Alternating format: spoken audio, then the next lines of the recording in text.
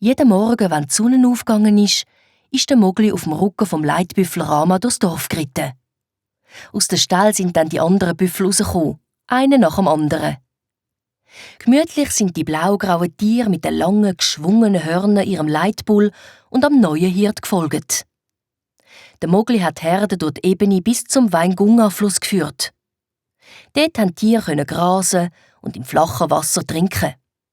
Wenn die Sonne höher gestiegen ist, haben sich die Büffel im kühlen Schlamm als Ufer gelegt und sich ausgeruht.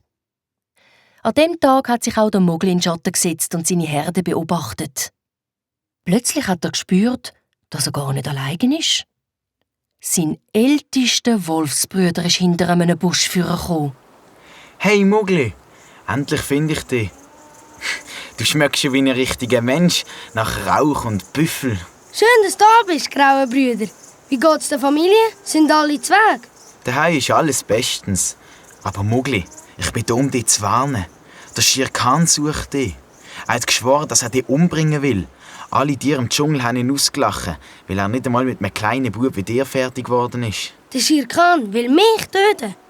Nein, graue Brüder. Wir werden ihn töten und sein Fell auf den Wolfsfelsen legen. So habe ich es am Akela versprochen. Super, Mogli.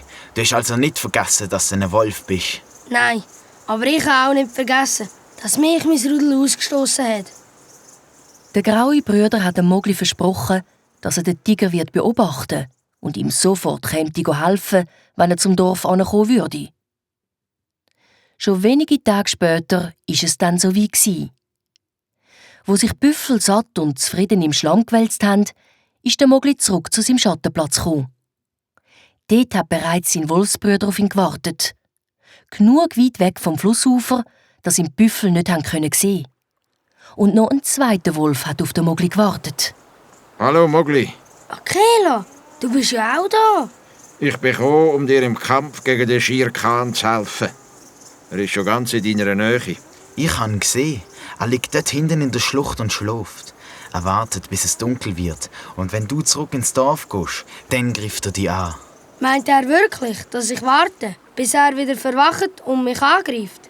Der Shere Khan hat vorhin gerade eine Wildsau gefressen. Jetzt ist er satt und müde.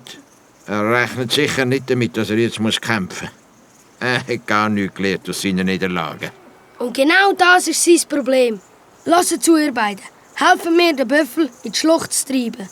Und noch bevor der Shere Khan richtig wach ist, sitzt er in unserer Falle. Gegen eine wütige Büffelherde kann nicht einmal ein Tiger etwas machen. Komm, wir treiben die Herde zusammen. Wir gehen jetzt auf Tigerjagd.